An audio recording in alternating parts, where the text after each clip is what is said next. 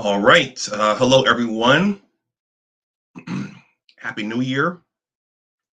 I see Michael Bird in there in the chat. So I said, let me just go ahead and start. I don't intend for this to be a long stream. I will drop the link if some of you want to come in and say something about last night's season ending defeat. But otherwise, I'll try to keep this as crisp as possible. I'm still a little tired from last night. After the Michigan game, I stayed and watched most of the Georgia Ohio State game until they uh, wiped all the TVs and put Miley Cyrus on for the New Year's Eve celebration. But and then I went to a party shortly after the clock struck midnight. Hung out there for about an hour, so I didn't get to bed till 2 o'clock. So I'm still dragging a little bit. Let me make sure I can see myself on YouTube. Michael is there, so this is probably live.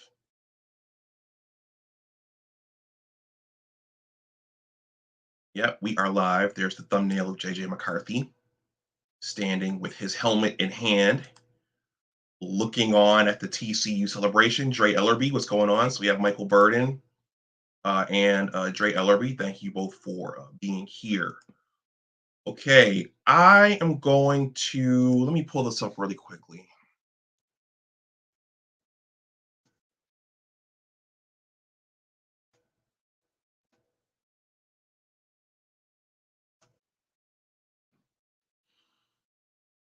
I'm still a little bit hungover from the game. I was laying in bed seeing Roman Wilson catch that ball and seeing the Philly special, and I'm still a little bit hungover from the game itself. So, Snowman, what's going on? Happy New Year to you, Snowman. Happy New Year, Dre Ellerby. Um, so, everyone, I'm going to get us going with the Maize and Blue, and then I will jump in. And hey, all, if you're just coming in, please hit that like button. Oh, I see the viewership is going up. Please hit that like button. The super chat is live. If you want to make a New Year's donation to the channel, that information is here. So I'm going to get us started with the Maize and Blue. I think it's an appropriate tone for what a lot of us are feeling right now. So it's a short song. It's the Yellow and Blue.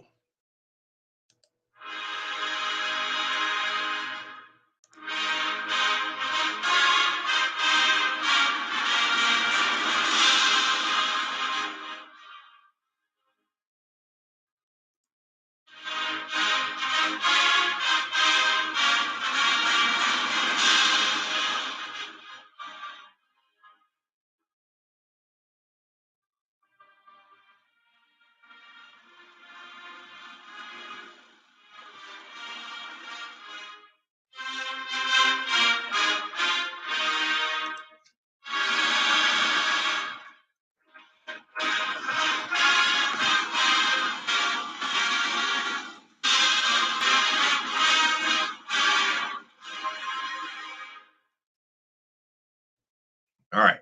I think that very much sets the tone for how a lot of us are feeling right now. That song has a bit of a finality to it. It has a somberness to it, and I know that I'm still feeling some of that right now. Welcome back to, first of all, everyone. Welcome back to Big Discussions 76 Sports. My name is Dr. Anwar Yusuf Dunbar. If you see fit, please like, share, and subscribe. Shout out to Bo Lytle as respect is earned. And yeah, I need one more sub to hit 1,160. So if you're new, definitely please consider hitting that subscription button. Andy K says, "Yep, yellow and blue. That's the track. That was the track in my iTunes." Okay, so I'm going to start with a little bit of humor. I think it's whenever Michigan loses, it's a big deal. People like when Michigan loses for whatever reason. Oh, here we go. All right, here we go. Here we go. He says, Abdul Gaines says, I can't find it in my heart to talk trash about the Wolverines today. Abdul, go ahead, but you're still going to get your Nick Saban greeting.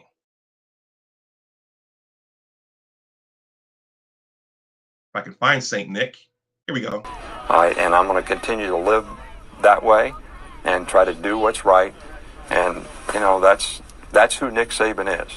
All right, so regardless of what anybody says, that's who Nick Saban is. All right, so for those of you who don't know, I've been trying to build my social media following over on TikTok. How many of you are over on TikTok? So Michigan TikToks are pretty popular. So yesterday, before I went into Buffalo Wild Wings to watch the games with this guy's brother, Raheem Gaines, I shot a short little TikTok in my car saying I'm going into Buffalo Wild Wings to watch the game.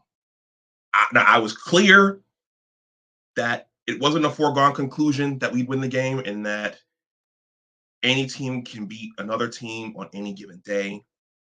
But when Michigan loses, people come for you. So I told my TikTok people, some of the trolls, some of the snarky ones, yeah, I'm gonna read some of your comments on my YouTube show because some of them said there's no need for you to go live because you guys lost the game. You have nothing to say. I'm just gonna give you guys a little sample here. Okay.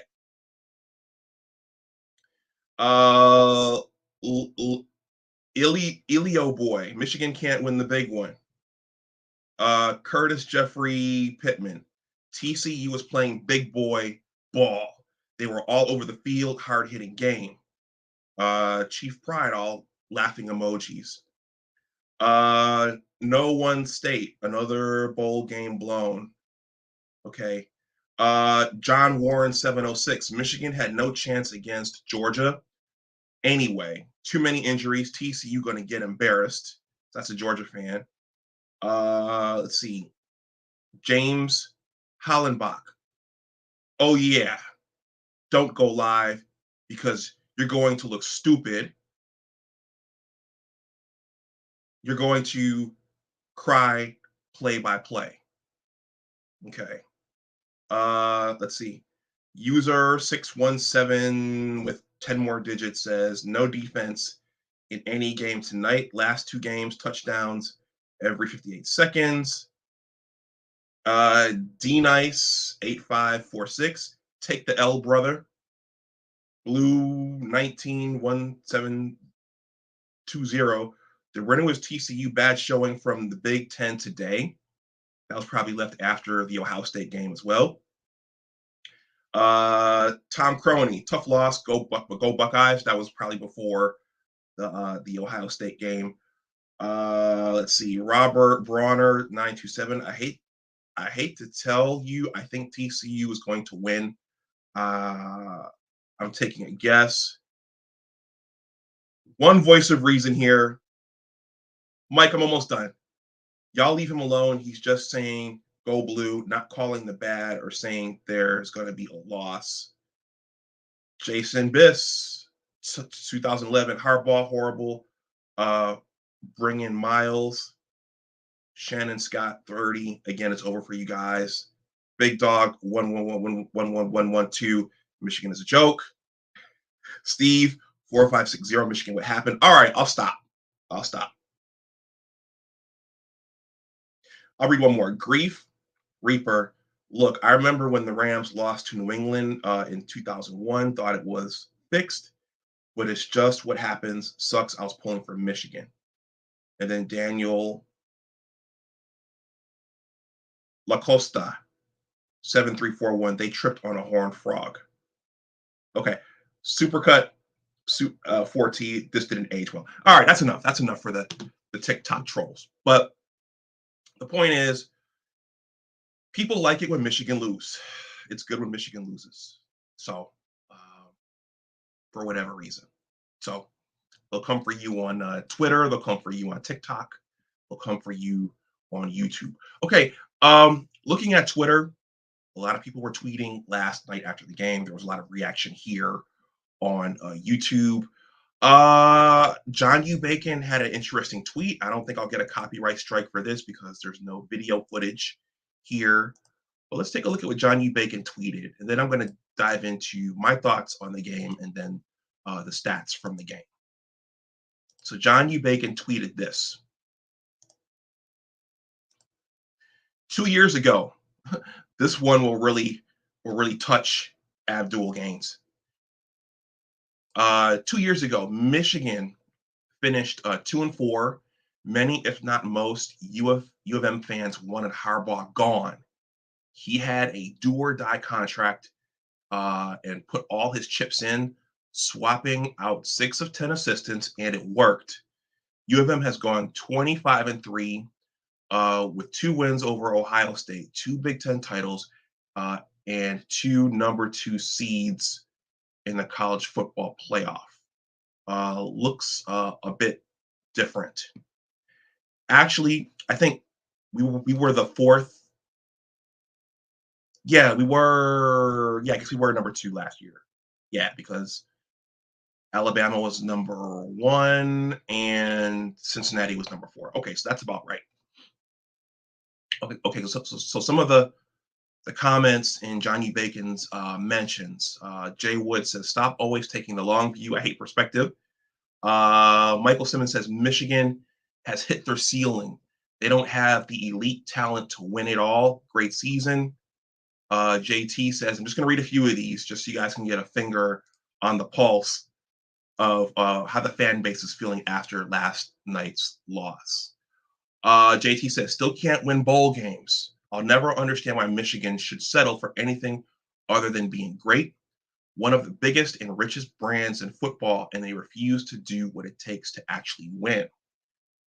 Chris Piatila, "Yep, overall in a great place at this point. Felt like the coordinators let them down tonight. Great decision to go for it on 4th and goal from the 2, but ridiculous, overly cute play call. The Philly special. Decent idea to go blitz heavy in the second half, but absurd to keep sticking with it. Oh well." I'll read about 3 more. Josh says, he still needs a legit offensive coordinator. He's fixed a lot of things and done a lot of things right, but the sooner he realizes he needs a legit 2023 offensive coordinator, the sooner Michigan wins the semifinal games. Shout out to Johnny Olden. Johnny Olden said we need a quarterback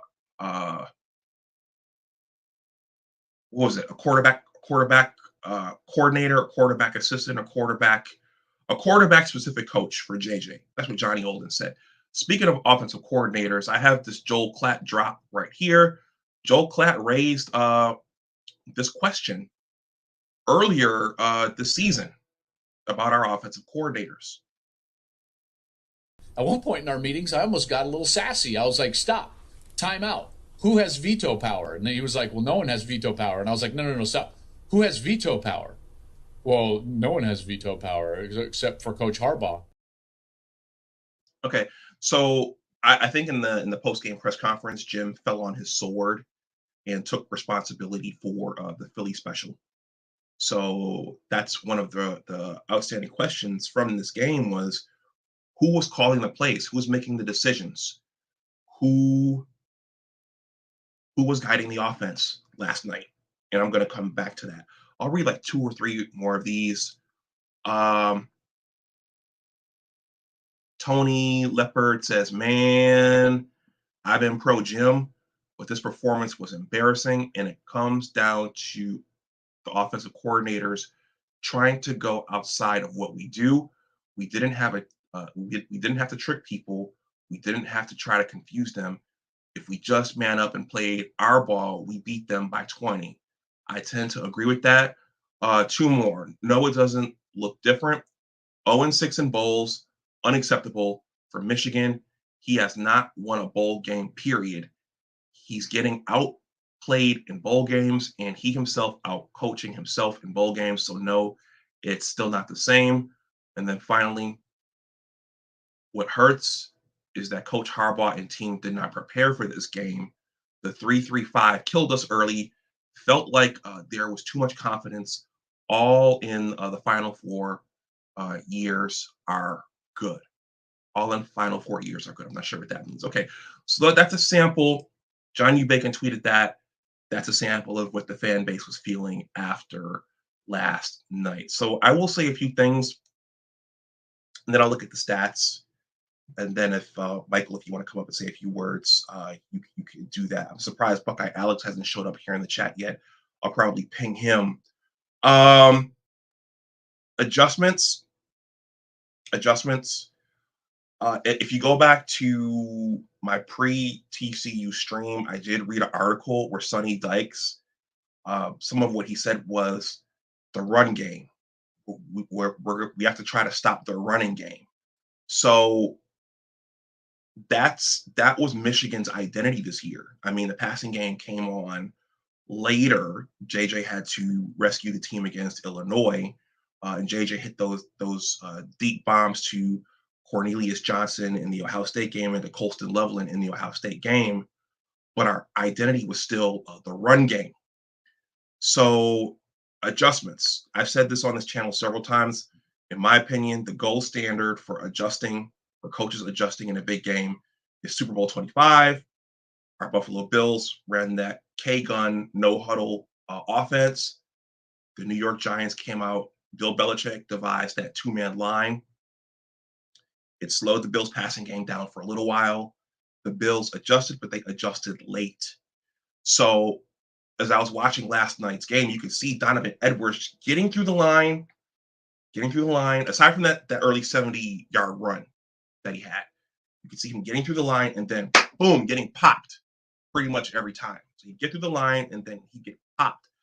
TCU was looking for the run. So I think the coaching staff, whether it was Jimbo or Sharon Moore or Matt Weiss, they should have gone into that game with a plan B, and they should have gone into that game thinking, okay, this is what we do. This is our identity. If they use most of their resources to stop this early, we need to be able to go to the passing game. Okay. And it looked like they stuck with the run way too long, and they didn't mix it up. They didn't use JJ enough in the run in that second half. Once they did, it looks like they were able to get things going, but they just stuck with the handing off to Donovan Edwards. TCU was looking for that. And the other thing is, it looked like early on Michigan wasn't ready to play, like mentally, the way TCU was. Sometimes when you watch sports and you watch games, you can see that one team has a chip on its shoulder and they're showing up and they're ready to fight you. You can see that. You can see that in TCU, especially on the defensive end, especially with that linebacker who got the second pick six on JJ. You could see that they showed up and they were ready to fight.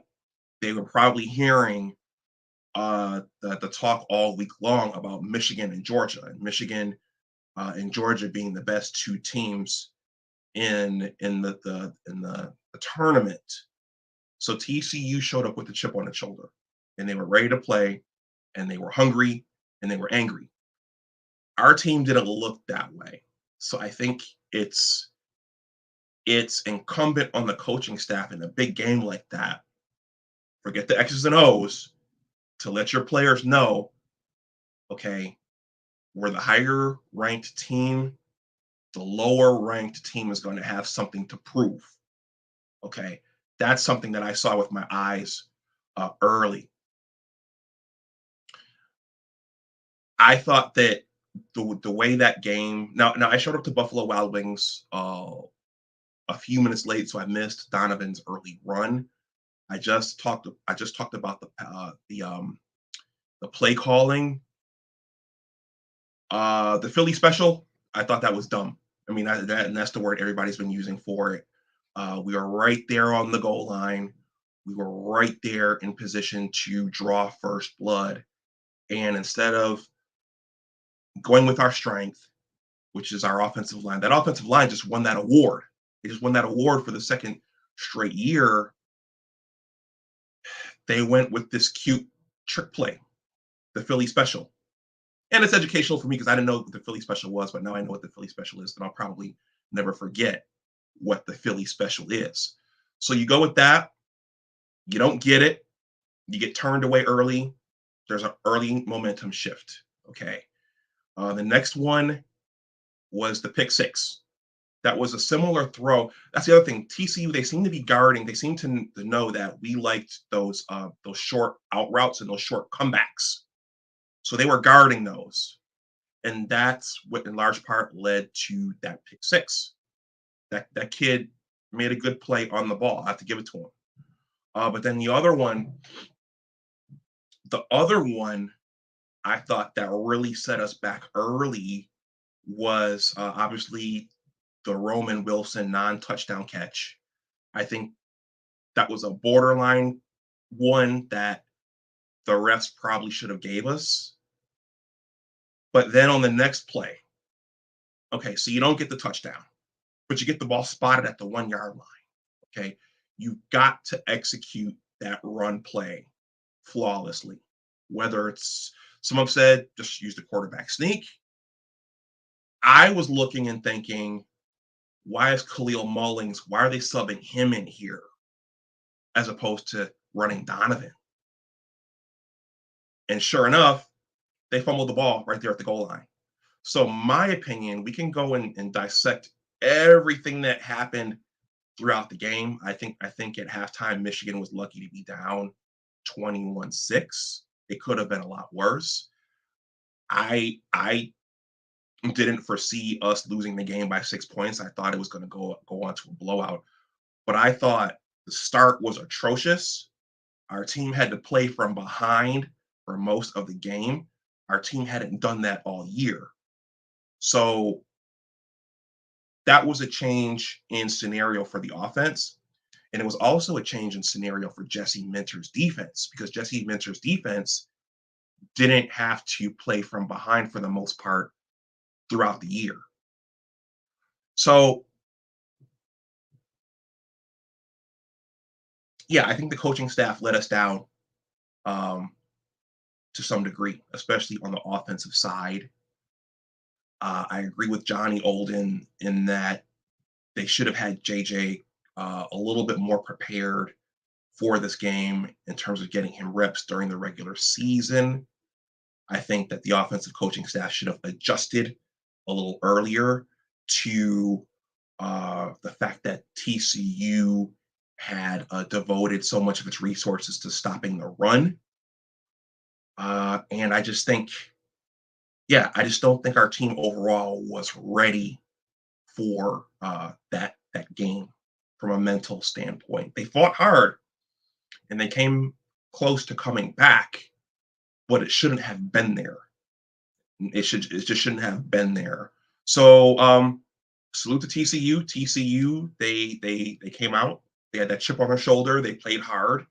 They studied us, and they made some good plays on both sides of the ball. That Max Dugan, he made some plays. That wide receiver, Johnston, he made plays. Their second string quarterback, their second string running back, he made plays. When the first string running back got hurt, that linebacker, the little short guy who was stuffing the run and who got the pick six, he made a play. That defensive back who picked off JJ for the first pick six, he made a play. So I don't want to take away from what TCU did, but I also think that Michigan was not ready for that game. I don't know if they underestimated TCU, but I don't think the best Michigan football team was out there yesterday. Okay. That's what I have to say. Those are my talking points on the game. Let's take a quick look at the stats, and then I'll drop the link if anyone wants to come. Let me read some of the comments here. CJ Mike, he says, Mullings gives us nothing in the run game. He runs too high, and he hasn't had an explosive play since converting to running back. Yeah, when he went in the game and the camera flashed on the huddle, and I just got this bad feeling like, why are they putting him in the game right now? Our team needs life. It needs a pulse. It needs a positive. It needs to get rolling. Why? Now, the other thing and this goes back to the coaching staff, when you get down into the red zone and you're playing from behind in the national semifinal, you need more than those field goals. And so our offense was able to move the team. Our offense was able to get down into the red zone. But some of those play calls, like the bubble screen, was it a bubble screen to Ronnie Bell at the goal line? Why would you call that? Our strength is punching it in the end zone. Why would you call that play? Just didn't make sense to me. Okay, the statistics. I'm going to go over these. I'm going to try to go over these quickly. Let me find the box score here. Okay, player stats.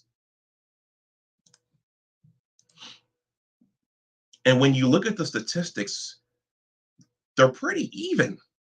They're pretty even in terms of total yardage, in terms of the quarterback play, in terms of our leading rushers. So this is very interesting.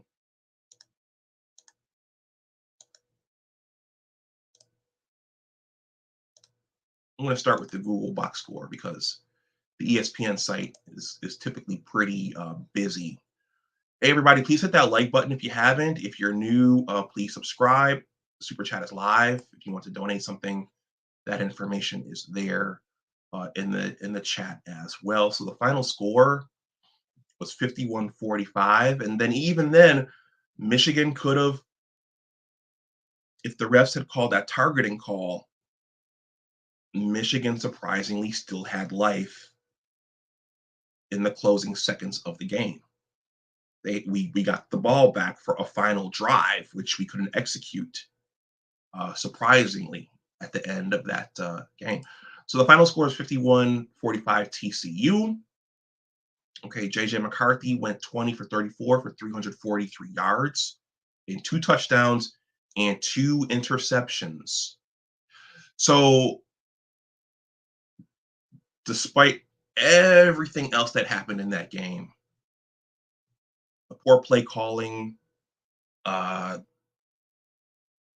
the Wolverines seemingly not being up for the game, at least early on, TCU's aggressiveness, arguably JJ's 2 pick sixes, if you subtract those 14 points, those were arguably the difference in the game. But again, we were playing from behind. We hadn't done that the entire season. And the team dug a deep hole. The coaching staff and the team dug a deep hole for itself at the beginning of the game. So JJ went 20 for 34 for 343 yards, 2 touchdowns and 2 interceptions. Donovan Edwards, he ripped off that long run early. Didn't get as much after that. He carried the ball 23 times for 119 yards for an average of 5.2 yards. JJ had a nice run. Roman Wilson, I think he had an end around or a jet sweep. Khalil Mullings carried the ball 5 times for 5 yards and 1 touchdown. So Roman Wilson scored on the ground, and so did JJ. Okay, so in terms of receiving, both Ronnie Bell and Roman Wilson had good games. Ronnie caught 6 balls for 135 yards and 1 touchdown. Roman Wilson caught 5 balls for 104 yards and 1 touchdown. And then there wasn't much from anyone else. Cornelius Johnson had a quiet game. Colston Loveland had a quiet game. I think Luke Schoonmaker went out early with a hurt shoulder. So, okay, looks like we have a TCU person in here. Stephen Glenn says Horned Frogs, let's go. He says Fort Worth, Texas, stand up. Abdul, is this one of your friends? Stephen also says Tom Brady, sit down. Okay. Let's see. Makari Page had 1 sack. Rod Moore intercepted 1 ball. Mike Sanders still intercepted 1 ball. Yeah, our defense made some plays. Our offense just didn't capitalize on them, which was disappointing. But that's was a part of what happened. last night. Okay. It looks like we only sacked Max Duggan once. There were a couple times when our front seven, when they got there, Max Duggan made some nice throws. He got the ball out to that Johnston kid. And there was one play, that one touchdown where Duggan got the ball out. One of our guys was actually sacking him. I thought the guy should have put his hands up like this, maybe to bat the ball down. But hey, Duggan made a good throw. He got the ball out, and they got a touchdown out of it. Let's see. AJ Henning, unfortunately, he wasn't able to break any of those punt returns. Jake Moody was clutch for us, as he had always been. Okay, Buckeye Alex is here. Okay, so the ratings are about to go way up. So let's take a look at what TCU was able to do.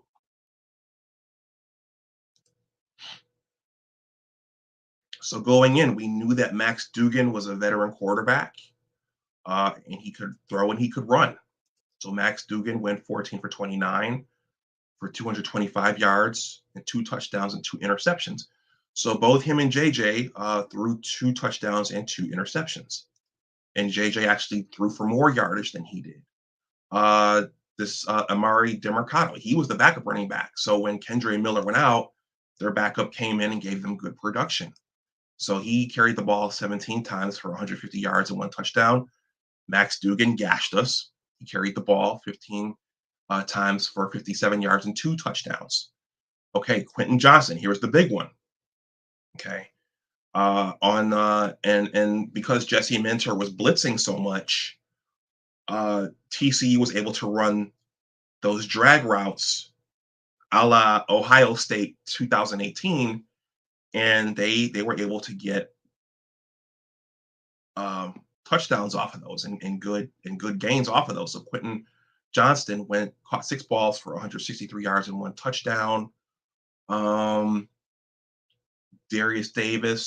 Tay Barber caught 2 balls for 12 yards and 1 touchdown. And so they sacked JJ 4 times. This Dylan Horton kid, he sacked JJ 4 times. D. Winters, that was that linebacker who was really playing with that chip on his shoulder. He got that pick 6. That one hurt. That one killed momentum. Bud Clark, that kid caught the first pick 6 when JJ was throwing that out route to Ronnie Bell. That was a good play on the ball. I have to give the kid credit. And I was thinking, since Buckeye Alex is here, this may have been. Now, Johnny Olden said that JJ needed more reps throughout the season, but this may be an area of development for JJ. Seeing that, because Ronnie was double covered on that first pick 6. So even with his physical abilities and his intangibles, last night's game, it looked like JJ needs to learn some things about actually reading the defense and going through his progressions. Sam Webb in the Michigan podcast, in their post-game video, Sam Webb, I think, pointed out that when JJ threw that pick 6 to the linebacker, Sam Webb pointed out that Ronnie Bell was wide open, so JJ didn't see Ronnie Bell there. So there's growth that JJ needs as a quarterback, and I'm sure Buckeye Alex will have a lot to say about that if and when he comes up. Okay, I'm not going to go over these special teams stats. Let's see. Yeah, their kicker went 1 for 1. Okay. So I'm going to go over to the ESPN site to look at the team stats. The team stats are pretty even as well. Let's see. Kenneth Joyce says, that guy killed us. Kenneth, are you talking about JJ? Are you talking about the linebacker? The what's his name? The Winters kid, the D. Winters kid. You talking about the D. Winters kid? Yeah, he got us on that pick 6. And it seems like when Donovan went through the hole, that was the guy that was there to meet Donovan for most of the game. So let's see. Okay, so let me go to the ESPN site.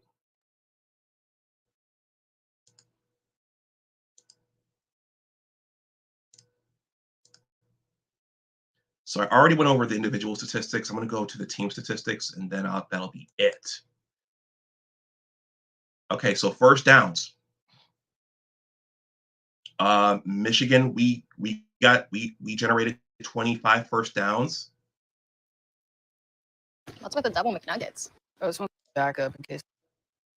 It's ESPN site. I have to hurry up because those pop-ups keep popping up. Okay, Michigan generated 25 first downs. TCU generated 19. In terms of third down efficiency, TCU was more efficient than us. They went 8 for 16. We were 3 for 13. We were both 0 for. We were both. Yeah. So neither of us were able to convert on fourth down. In total yardage, we outgained TCU 528 to 488. In terms of passing, Michigan generated more passing yards than TCU, 342 versus 225 passing yards. I already went over the quarterback statistics. Rushing yards, that's where TCU outgained us. They generated 263 rushing yards versus our 186. In terms of penalties, TCU had more penalties than us.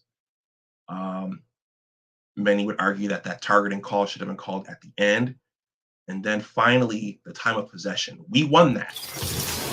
Bravo! You used the Quicksilver card from Capital One. Let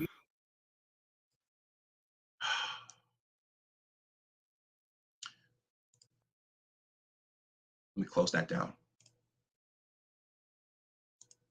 That's why I don't like going to the ESPN site, because they have those pop-ups, but that's probably how they pay for the site. But the time of possession, we won that, and we won that all season. So just because you win the time of possession, that's not a 100% predictor of winning the game. So the stats were pretty even, and in some categories we outgained TCU, but the slow start, the pick sixes, the inability for our coaching staff to adjust early, some of the calls were atrocious. And TCU, they showed up and they were hungry. They had something to prove. They had that chip on their shoulder. So I think that those were the keys to the game. Alex, do you? Well, of course you want to come up. I'll drop the link. Mike, if you want to come up too, we can talk for another 20 minutes. There's the StreamYard link.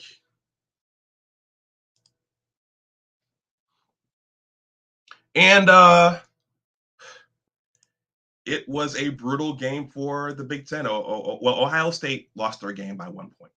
So I think many of us were watching afterwards and we were thinking, oh, geez, have we got eliminated? And is Ohio State going to get in the national championship game? But Georgia at the last minute said no. Michael, Happy New Year. What's going on? Hey, I hope you do have a better year this year than we did last year, especially with us taking that L. That L hurt.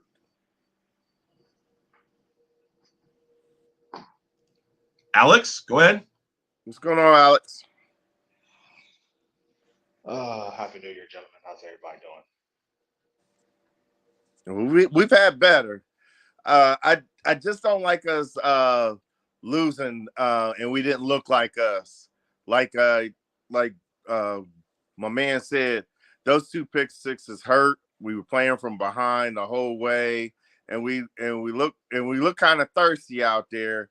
And TCU's got good offensive coaches and defensive coaches, and they know how to coach against some of the things that we were doing, and we got exploited. I mean, like I've been saying in the comments, it was a total team loss. Yeah. Well, Michael, okay.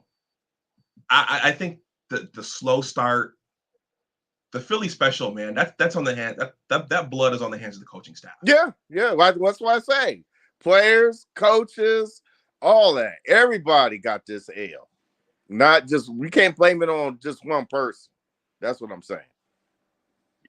I understand that hurt, that pain, right? I get it. But then too, man, this Thank is a part of the learning process too. We got to learn to be on that type of level too, and we're still learning how to be on this type of level. I mean, JJ's a sophomore. Uh, a lot of those guys are sophomores. We got a few seniors that are doing it right. But I was looking at our offensive line. We never got a chance to lean on that team because we were playing from behind. I mean, we just weren't us. Okay, Alex, you sounded a little choppy. I'm gonna say this. Hold on, Alex. Let me address this real quickly. DBD7X. I agree with you. He says, I'm tired of people blaming the refs, bro. But you can't throw 2 pick sixes and fumbling on the 1 yard line. Go blue. Okay, I agree. Okay, you get the ball, yeah, on the 1 yard line. No problem. Okay, I agree. Okay, so then you get 4 tries to punch it in, and you fumble it on that snap. But I also see the other side that if they just ruled it a touchdown, that doesn't happen. Yeah. Okay, so Alex, go ahead.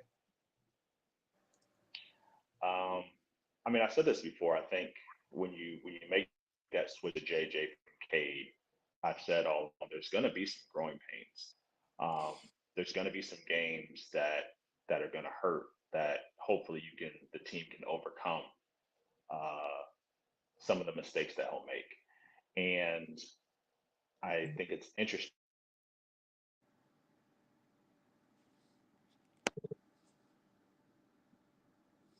Was Alex still with us? I don't hear him No, talking. he froze. Alex, I you wanted to might hear. want to leave and come back in. That's probably what he need to do.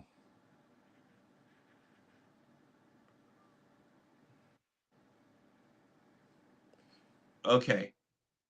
You might want to leave and come back in. Yeah. All right.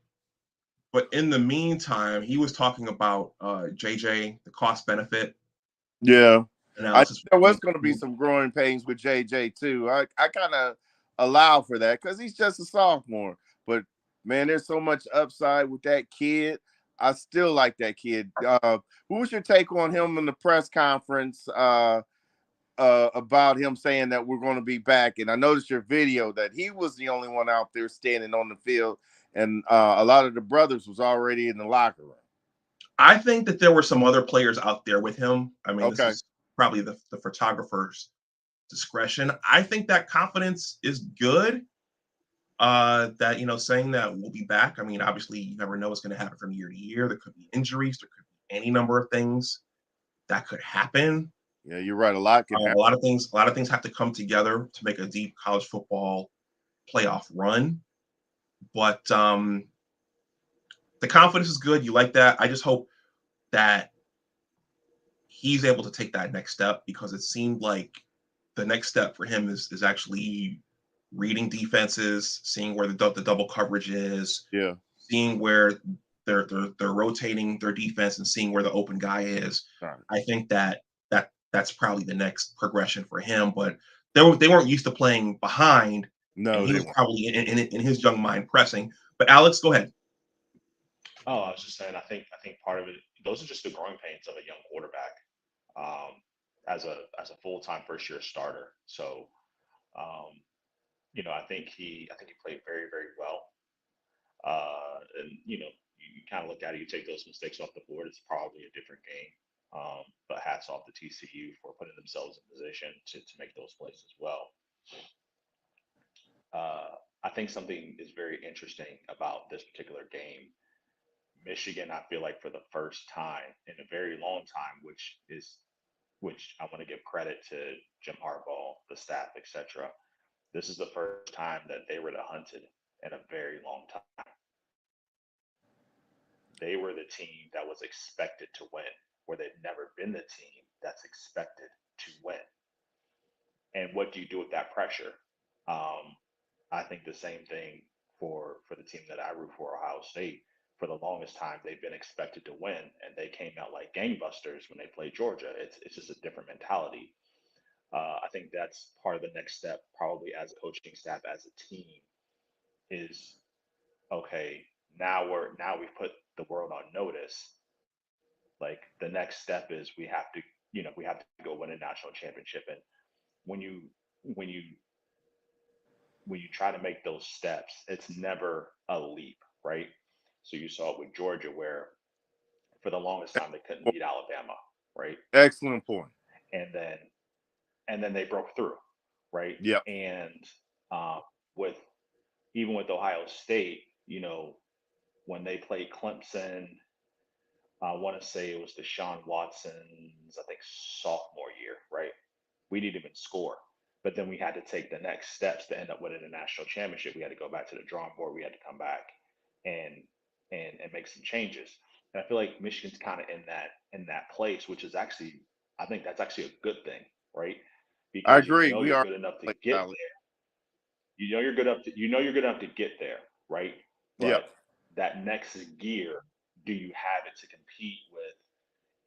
I'm going to say this with the Ohio States, because Ohio State hit another gear yesterday.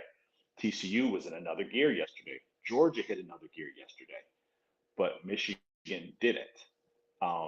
And I think when you playing for a national championship or even in a semifinal, you can't make the mistakes that you make, right? You still have to play with your hair on fire, but it has to be almost like controlled chaos, so to speak, Right. on the field, but still do what you do.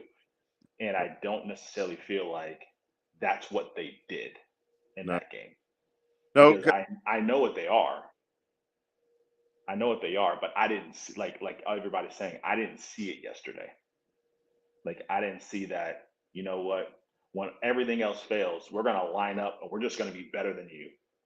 We're just gonna beat you up. we never got a I chance didn't to see do that. that because we were playing from behind. So we weren't us. I don't think that listen, I don't think that matters though, because I feel like that style of football, even think about the Ohio State game, right? That style of football, even when you're behind, you stick to what you do and you just do it. And when you get away from when you get away from your identity, is when things start to break down. Yeah, I agree with that. Well, I'm gonna shout out Johnny Olden. Alex or Mike, what do you think about the offensive coaching staff could have and should have been a little bit more creative in terms of if you're going to keep running, spread the defense out, put a few more wide receivers out there. Don't make it so obvious that you're going to run the ball. Well, that's Michigan's identity, right? Their identity is, we're going to show up. We're going to wear on you no matter what you do. You get up by 2 touchdowns, we're still going to wear on you, and eventually we will wear you down. And those 3-4 yards turn into 6, 8, 14, 17-yard runs, right? And then you play action over the top. That's Michigan's identity. So it doesn't matter what TCU is doing. They got away from what they do, and you can't do that. I agree.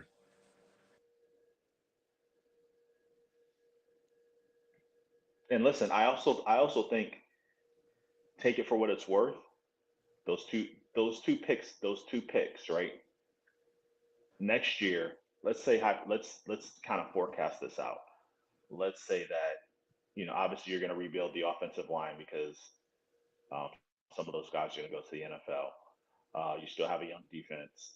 If JJ can learn, right, and those receivers can develop a little bit, get a little bit better, then if he doesn't make those mistakes and you're in the game next year, let's say you're playing TCU or USC or maybe even LSU, Alabama, like in that game, if you stick to what you do and you don't make those mistakes, you probably win those games going forward, right? So it's just another step in the process of trying to win a national championship. And I feel like last year, you look like you weren't on the field. You like you shouldn't have been on the field with Georgia, right?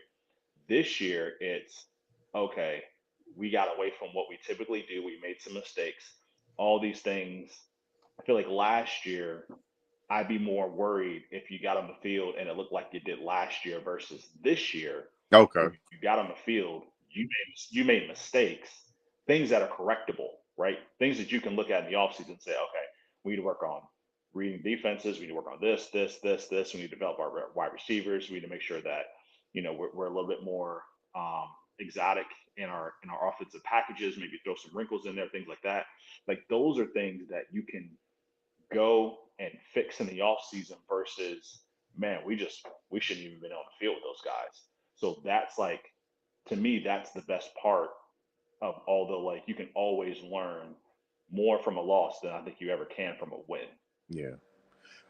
Well And I said, think Alex. Because they're very, very close. well said, Alex. Because I think everything you said was right on point, man. Because this is part of the process. It's a painful process, but if we're going to be a great team, we can't skip it. We have to go through that. It's almost like a smelting process. Nobody likes going in the hot grease, but we know once we come out of that hot grease, we're going to be better for it. Yeah, absolutely. Absolutely. Which, like, go ahead. Sorry. No, finish your thought, Alex. I was going to say this probably makes for a more interesting game next year. This is like because I feel like Michigan coming into next year, they're expected to win against Ohio State now, right? Right. 2 butt whoopings, games in the big house. I feel like that's probably the next biggest test for them is Ohio State's going to come in. They're hungry. They've lost 2 in a row.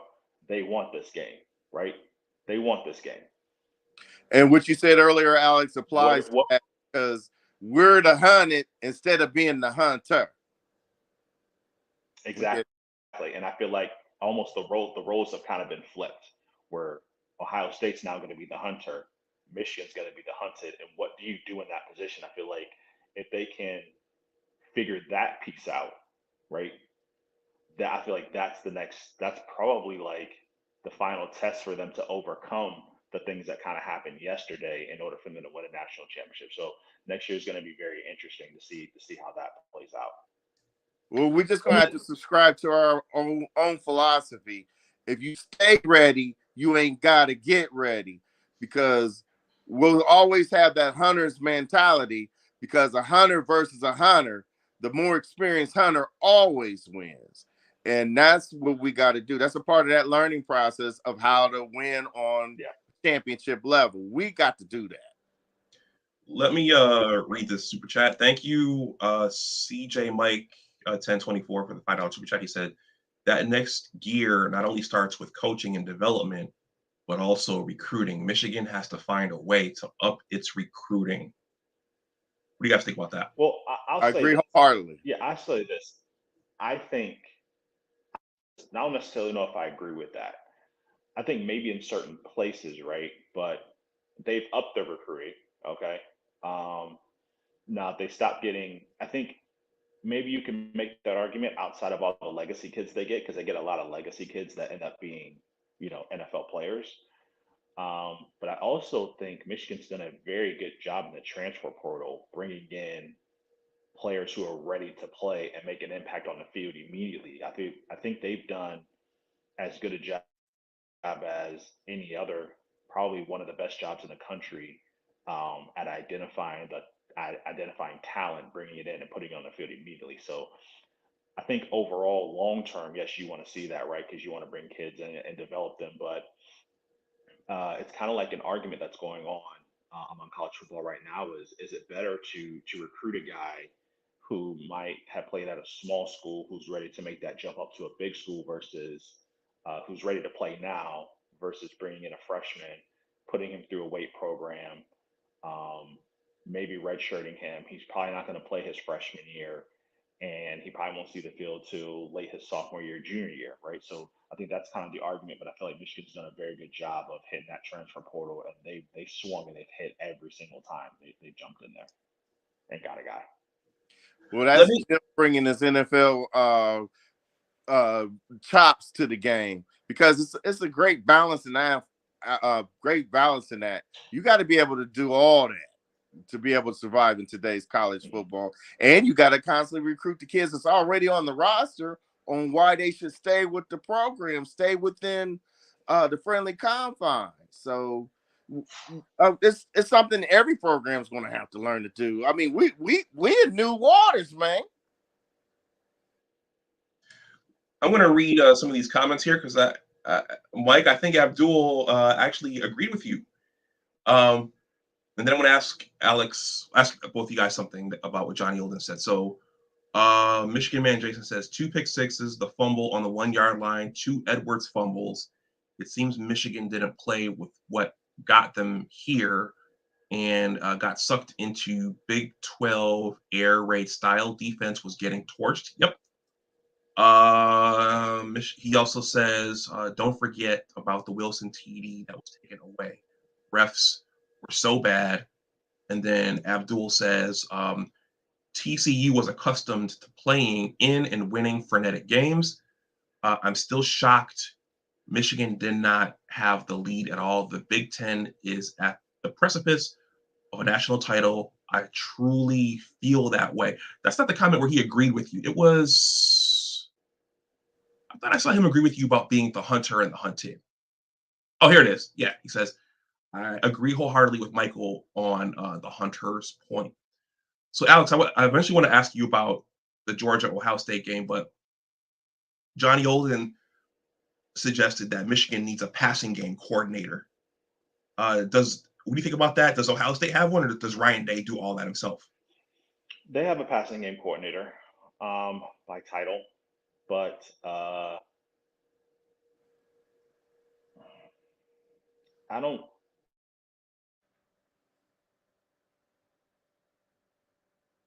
Did he freeze again? I think he froze again. Okay, sorry. Whatever you decide to do in that space, you need to make sure that it doesn't take away from your identity. Hey, Alex, you froze. So say that again, please. I think that that's not a bad idea, but if you decide to go that route, you need to make sure that it's within the identity of the program. Okay. But what a passing game coordinator would do, what's different about what a passing game coordinator does than what the offensive coordinator does? Is he sending in specific pass plays, or? Yeah, so it primarily looks at how to attack defenses through the air per se. And I mean, they work in tandem, right? So they're all like in a meeting, they're all in like one group working together. But like I said, I think the main thing is to make sure that you don't want to get away unless you decide you're just going to change your identity as a program. But I feel like what Michigan does, they do very well. They probably do it. I think the only person that does it better than them is probably Georgia. They know who they are. Stick to that. Maybe, like I said before, maybe you can add some wrinkles in there, stretch runs, maybe some screens, some bubble screens, tight end screens, um, and maybe some exotic stuff in play action. But I believe that you really don't want to get away from what Michigan does because they do what they do very well. You just have to make sure that that even in a game where it looks like it might get away from you, if you just stick to that, it wears on teams, man. Like, listen, being physical just wears on teams. Perfect example, you look at the USC Utah game, right? They just pounded and pounded and pounded Utah. They just pounded USC. Now, granted, they threw the ball a little bit, but they just pounded them. They're just the more physical team, and that wears on you in a game. So I feel like if they just stick to that, I think they'll be in a very good place next year.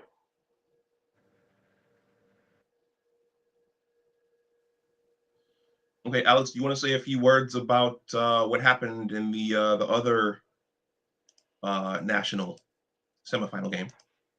I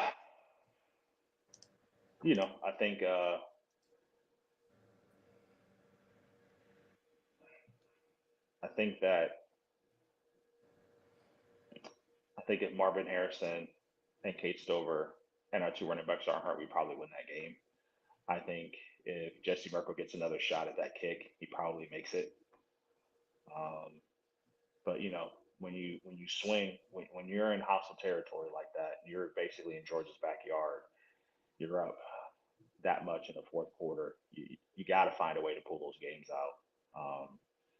I think that's part of the process. Regardless of injuries, there were a lot of missed calls that I think that happened in that game, similar to the TCU game. There's a targeting call, Marvin Harrison, that wasn't called. There's a lot of funky stuff that was going on in that game that from our perspective I didn't necessarily agree with, but at the end of the day, you still have to go out and you still have to play. You still have to go out and find a way to win. So especially when you're up in the fourth quarter. So hats off to Georgia. Hats off to CJ Stroud, because if anybody says that he wasn't tough, go watch that game. Like, he did everything he could to try to win that game, and he came up short. And listen, when you have two great teams that play great, sometimes somebody has to lose, right? I mean, it's unfortunate that that's Ohio State, but somebody has to lose. Yeah. So I understand. I understand now what, even with, and just think about it from this perspective. Travion Henderson didn't play. Maya Williams barely played. Cade Stover got hurt. Marvin Harrison Jr. got hurt. And there's no Jackson Smith and Jigba, right? Just think about that for 1 second. I understand, and I said this the whole year, I never felt like Ohio State played to their potential, partially because of injuries. But I've said I think that JSN injury really, really messed the team up. But I feel like they weren't also, I never thought about this, I just didn't think they were hungry enough. And they were hungry in that game. And they came out and they fought. And they did everything they needed to do to win. I believe they did everything they needed to do to win, but somebody has to lose. Yeah, I was amazed at how average they made Georgia look. Yeah, for most of that game. Yeah. But that was the team that I saw was the team I saw week 1 through 6. That's the team that I saw yesterday. That's what I saw, even without Travion and and also Evan Pryor, who tore his ACL and was hurt for the year. So, Ohio State had a lot of injuries this year. We can look back and say, what if? But even with all those things that I just named, which are a lot, they weren't gap sound again, right? From the Michigan game to like this game, the linebackers were not gap sound, which I keep screaming. You have to be gap sound, right? If you're gap sound, Georgia doesn't rip off those huge runs. Okay. So there are things that are fixable, right? Injuries are not fixable, but there are things on the defense that are fixable. That I think if you make one more play, you put them away. And we just didn't necessarily. We didn't put them away, but it's also an argument a team like Georgia you probably can't put away because they're that good. Yeah. But I think if you make one more tackle, right? Don't let the guy run for 20 or 30, one play, then then that might be the game. So I kind of agree with that. I think Michigan and Ohio State's there, right? Michigan is going to get there. I think the way Ohio State played, they're there. Like, they're right there. They should have won that game. I believe. I think they left one on the table, same thing what they did with Michigan. And hopefully that sticks with them and they come out very, very hungry next year. So, like I said, hats off to Georgia. They definitely, I feel like Ohio State more lost this game than Georgia actually won the game. And then you got to say hats off to TCU because they were able to exploit our mistakes and win the game. And I think we have to be gracious when we win. We got to be gracious when we lose too. This is a part of the process too, baby. Absolutely. You know what? It's just hard to watch sometimes when you see. I mean, I'm not talking about the missed calls by the refs or the Roman Wilson touchdown being wiped away, but when you see your coaching staff make calls, that's hard. When you see you beat yourself a little bit. And I agree with you too, Big, because you think they would know better. They're supposed to be the adults in the room, but they make mistakes too. Yeah, and that's part of the game. Listen, same thing I tell my players, like, dude, never let the refs, never, ever, ever think the refs are gonna help you, right? They're just Right. there to officiate and call to the best of their ability. You still have to go out and play regardless of whatever they call. You still got to go play, right? Yep. Listen, if they miss a play, make sure they don't miss the next one, Yeah. right? Make sure. Now, I Don't give was them a always reason. taught to as sour grapes to blame your L on the refs, because we were always taught you got to play above the refs. And Yep.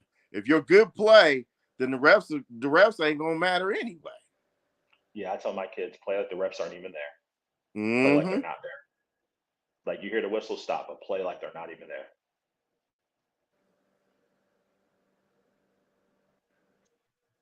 Okay. Yeah, I like this yeah, Michigan man Jason said red zone play calling really pissed me off. Yep. Yeah, the other one was that bubble. Well, I don't know if it was a bubble screen, but that bubble screen they threw to Ronnie Bell at the goal line. I was thinking, why are you calling that? You should never do that. Yeah, You should never do that. Oh, You should he never hung do that. dry on that play. I remember. and he threw the ball up way high as well. That was on CJ. That was on JJ. That's crazy. Can't do that. You should never throw. Listen, line up, punch the ball in. Like, that's what Michigan is. Line up and just punch the ball in. Like, don't be too cute. Like, wrinkles are Right. great, not when you're trying to score, Right. right? But just line up and let's just go get it. Like, who's Yep. better, you or me? And that's what I was saying. Like, they got away from that. Like, We did. that identity. They got away from that identity. Yeah, I Which is think why that was TCU. They came prepared for it, and then maybe the fumble, maybe that got inside of everybody's head.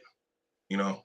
And then I Yeah, can't remember which commenter said he was right. TCU found a way to make them play their game, and we're not Big 12, we Big 10, and we didn't, and we got away from that. Yeah, I think this particular game was, I think, could have went both ways. I could have easily saw.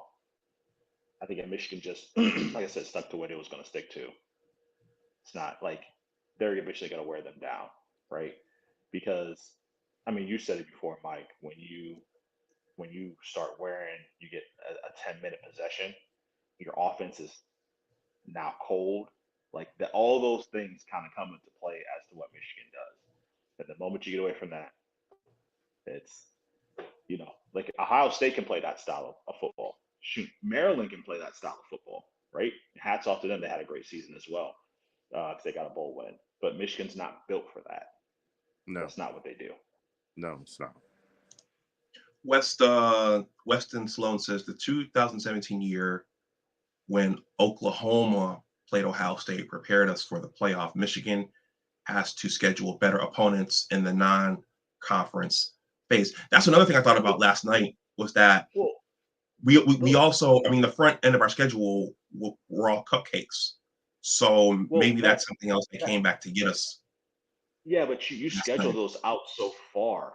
You schedule those like sometimes 7-8 years out.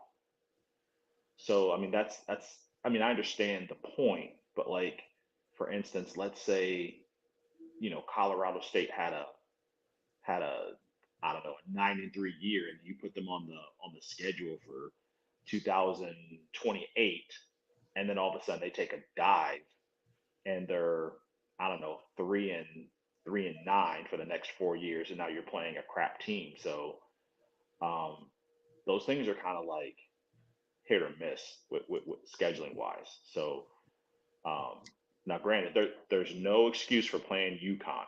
I'm just gonna say that, right? There's no excuse for playing UConn, but it's tough unless you're scheduling like a solid SEC team or like Washington or Utah, which nobody wants to play because they're very, very good. They'll beat you up at a non-conference game, so I don't know if you necessarily want that. I think you want to have a competitive win, but you don't want to get beat up. And Utah's a team that beat you up. But those things are kind of hard to schedule out. Personally, I wish they would go back to playing Notre Dame every year, but that's just me being Alex, is there a difference between playing UConn and Hawaii and Colorado State? No, just like there's no difference in playing Toledo or whoever Ohio State played. So, uh, I know Ohio State tradition is that we always play a team in Ohio. That's been a tradition for a very long time, non-conference wise, because we want to make sure that those kids at the small schools get exposure. Um, but I think you still have to compete and you have to be competitive in that scheduling. Like you got to go out and play a team that you can beat, but can scare you a little bit, and you can maybe get out of there with a win and learn something about yourself in the process. Okay, I'm going to read this comment from Iron 5. Looks like he's a Marvel guy. He says, the Michigan D coordinator, Jesse Minter, and the Ohio State head coach should be fired for their choke jobs. I thought I thought their team was prepared in terms of Jesse Minter. I would also say again that defense it never had to play that way throughout the course of the season, and they never had to play from behind. So those kids faced a level of adversity they hadn't seen yet last night. I have a question. Go ahead. I have a question for Irons. If you're going to fire the defensive coordinator from Michigan and the Ohio State head coach, who are you bringing in? Because those two teams were the last four. Those are the two of the last four teams, the best teams in the country. So who are you going to bring in outside of those guys? And on top of that, too, he's got to remember both of our coordinators are first-year coordinators. They're new. That's their first year working with them kids, man. You got to get a guy time. Now, I will say this. I do think you eventually want to get kids where you can generate a pass rush with just your line, at least some of the time, as opposed to blitzing everybody, because we saw last night when you blitz everybody, you leave yourself open for those drag routes. And that's exactly what happened, because as soon as the corner went in on the corner blitz, guess where Max Duggan was throwing the ball, where he was not. And we got burnt on that like 3 times. Got to make a tackle, though.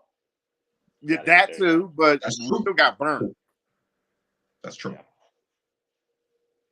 So we'll go just a little bit longer. Alex, what do you see next year with Jim Knowles' defense?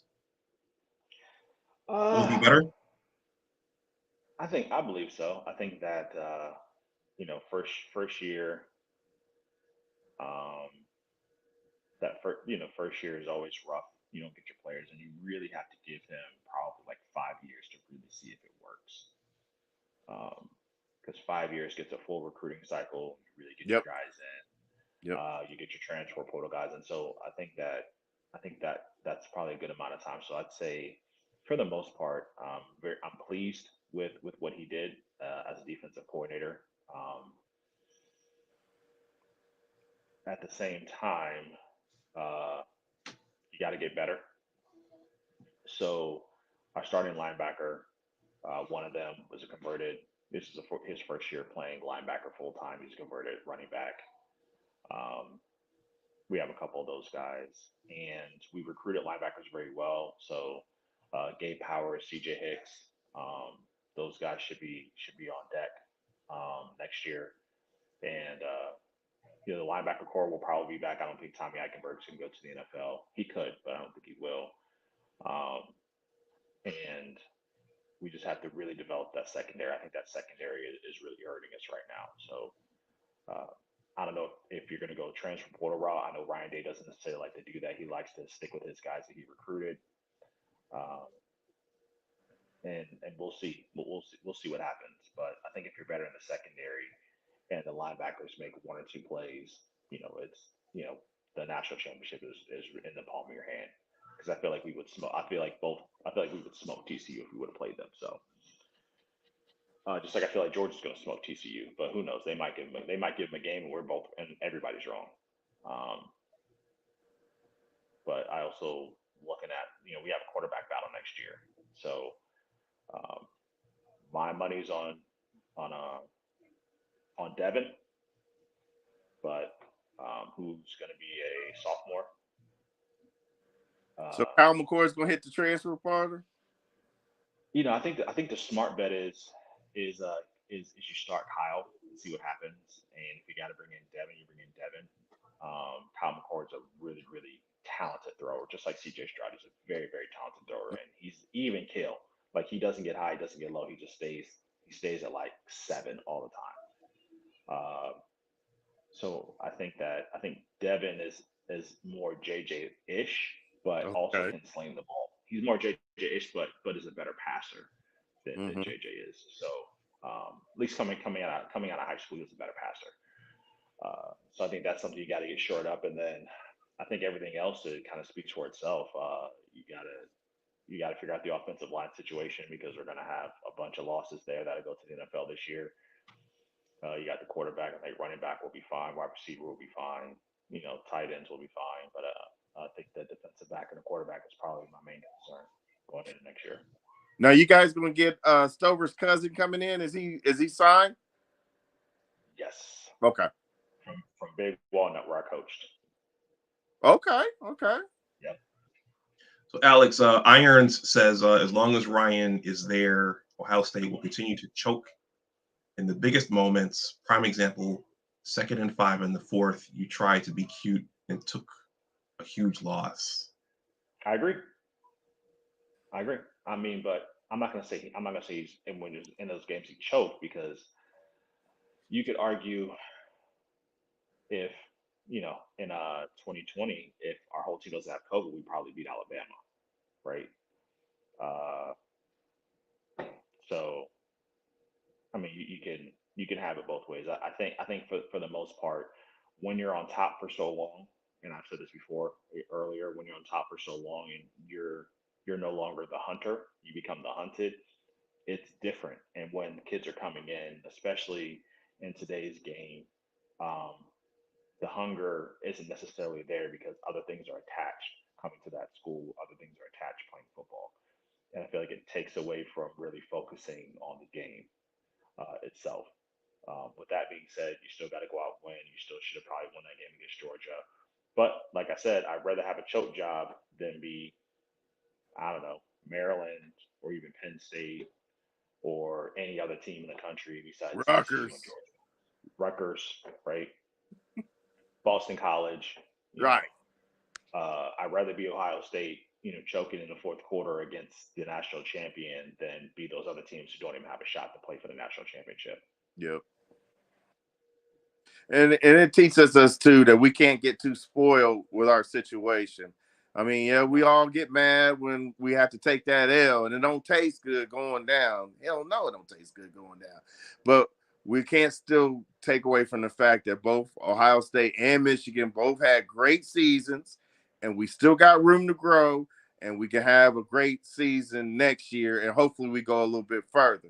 It just shows that there's a lot that has to happen. Yeah, I think the best thing about fandom is the lack of rationality that comes into play with it, right? So you take the top four people of any profession, right? And you replace them with like number 60, and you see what happens. It's a big in any profession. Well, any profession. You don't have to go that far down, Alex. Sometimes it's replacing with the 8th or 9th guy. Yeah. Yeah. Like you take the 4 best cooks in the world, replace them with number 7 or not number 11, and let's see how big the drop off is. Yeah. Let's take one of the best police officers in the country, the best firemen in the country, right? Top four best policemen and firemen. You replace them with a number like 20, right? Let's say like Washington or like North Carolina or even like somebody like that, like probably somebody like the 20th best guy. There's going to be a drop off in any profession. So I think that's just that thought of thinking is dangerous. I'll just say it's dangerous. Yeah, I'm going to read this comment here from Jay Burke. He says, I mean, how many times did it take Jim Harbaugh to finally get to the playoffs? Do you think they should have fired Jim Harbaugh 2 years ago? Where would Michigan be right now? No. We'd be back in dark ages. Yeah, no. Actually, here's the thing. I wanted Jim Harbaugh fired. I was wrong for thinking that. I think that taking the reduction, going back to the table, and really just digging in and seeing what he's made of as a coach, reaching out, using his resources. I think no, it would be very difficult for you to bring in another guy that would have been able to do those things in the 2 years that he did it. So although I agreed that he should have been fired, I believe at the time they stuck with him, and now you're in a college playoff 2 years in a row. So I don't think there's probably maybe two coaches that could have done that, maybe. And Nick's not leaving Alabama, and Kirby's not leaving Georgia. So I don't think there's anybody else who could have done it. Right. Yeah, that was a good call by Ward Manuel. It was. Yeah. And it was. the Regents. Yeah, I disagree with it, but it was the right call. It was definitely the right call. Okay, we'll go for 10 more minutes. I'm going to bring this one point up too, on just to piggyback on that. Sometimes, just in general in life, right? You end up somewhere and you want to be somewhere else, and you don't embrace how good you are where you are at. And I feel like that's what Jim Harbaugh did, which allowed him to excel these last couple of years. I feel like he was like, okay, I'm in San Francisco. I'll go to Michigan for a couple of years. I'll win a couple of games. I'll jump back to the NFL. Well, when that didn't happen, he had to take a hard look at himself, a very hard look, and be like, maybe I can do everything that I want to do right here.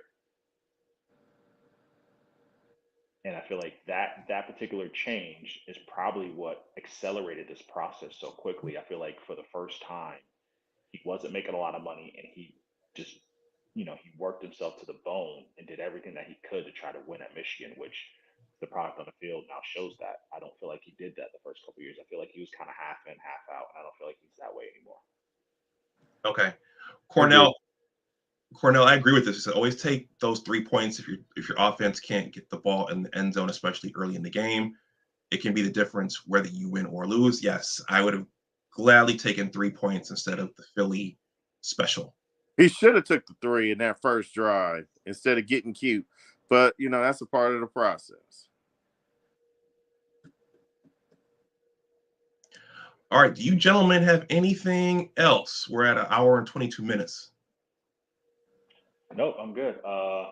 It's been a great season, ups and downs, ended the way that it ended.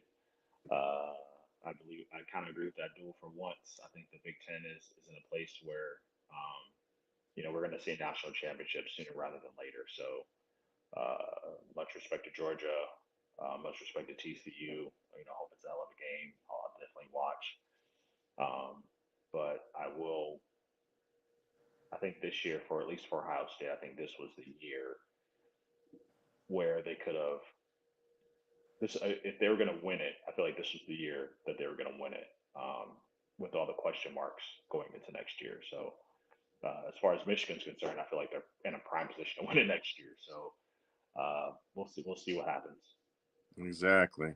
And let's spend this off season not tearing everybody down. Let's do the right thing, man. Let's just get better. We got a lot to be thankful for. We both had great seasons, and let's not lose sight of that, man. Exactly. 100%. See, after talking to you guys, I don't feel so bad now. I don't feel that bad either, brother. I was laying in bed thinking about that Roman Wilson catch and the Philly special and Max Dugan slinging the ball to that Johnston kid. And listen, that when he caught that ball over the middle and did the kick fake and then took off, I was like, wow. Oh, wow. It's gonna be that type of game. It really hurts when your defensive linemen have gotten there and he gets the ball out in the last second, because you're like, okay, you got him. And then it goes completely the other way. That's that split second, right? I mean, that's that's a split, a fraction of a second is the difference between a sack and a touchdown sometimes. Really, it is. So, every inch, every second, all those things, they all add up to a win or a loss at the end of the day. So. They do. All right. Anything else, gentlemen, or else I'll wind down. I just appreciate you having me up here, brother. Hey, great season. Let's go blue. We got a lot to be thankful for, gentlemen. And I'm out. Yeah. All right, Mike. Thank you. I appreciate the support and the participation. Alex. All right. I'm sure I'll talk to you later. All right. I'm going. All right. All right, everyone. I'm gonna wrap this stream up.